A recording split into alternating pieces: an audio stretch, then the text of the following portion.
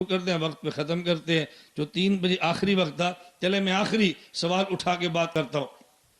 توجہ، سوال کیا ہم فقہ حنفی کو نہیں مانتے، کیوں نہیں مانتے؟ دلیل پہ غور کر۔ کہا جی اس لیے فقہ حنفی نبی کے دور کی نہیں ہے، یہ بات کی پیداوار بدعت ہے، ہم نہیں مانتے۔ اگر کوئی تر سے پوچھے فقہ حنفی نبی کے دور کی ہے، سینہ تان کے کہنا جی ہاں فقہ حنفی نبی کے دور کی ہے۔ کوئی پوچھے فقہ حنفی کب کی ہے، کیا جواب دو گے؟ بلند آواز سے کیا جواب دو گے؟ جھجکنا نہیں ہے۔ فقہ حنفی نبی کے، بلند آواز سے، فقہ حنفی نبی کے دور کی ہے۔ اور جی نبی کے دور کی ہے، میں نے کہا جی ہاں فقہ حنفی حضور کے دور میں تھی۔ میں نے کہا جی ہاں امام ابو حنیفہ حضور کے دور میں تھے۔ میں نے کہا جی نہیں، جب امام نہیں تھے تو فقہ کیسے؟ میں نے کہا تو بتا، امام بخاری نے صحیح بخاری میں جو حدیثیں لکھی ہے یہ نبی کے دور میں تھی۔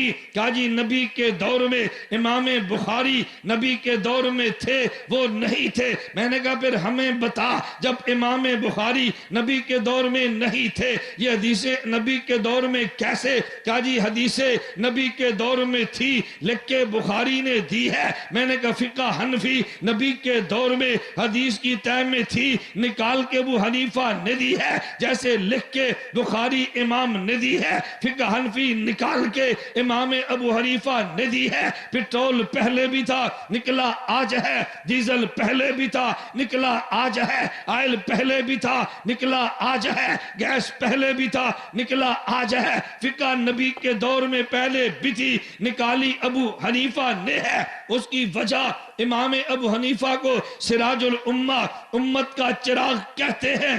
چراغ کا کام کیا ہے؟ رات اٹھا تلاوت کے لیے نہیں کر سکا، بجلی نہیں تھی، حروف نظر نہیں آئے، اچانک لائٹ آ گئی، تلاوت شروع کر دی ہے۔ ہم نے کہا کیا ہوا؟ کہہ رہے بجلی نہیں تھی، حرف نظر نہیں آ رہے تھے، بلب جلا، حرف نظر آئے ہیں۔ مامو کانجن کے دوستو تم بتاؤ یہ بلب حرف بناتا ہے یا بنے ہوئے حرف دکھاتا ہے؟ یہ بناتا نہیں، بنے دکھاتا ہے۔ سراج کے ذمے بنانا نہیں ہے، بنے کو دکھاتا ہے۔ تیرا چراغ جلے قرآن کے رب دکھا دیتا ہے، ابو حنیفہ کا چراغ جلے تو فقہ کی تہ میں چھپے مسئلے دکھا دیتا ہے۔ ابو حنیفہ نے فقہ بنائی نہیں ہے بلکہ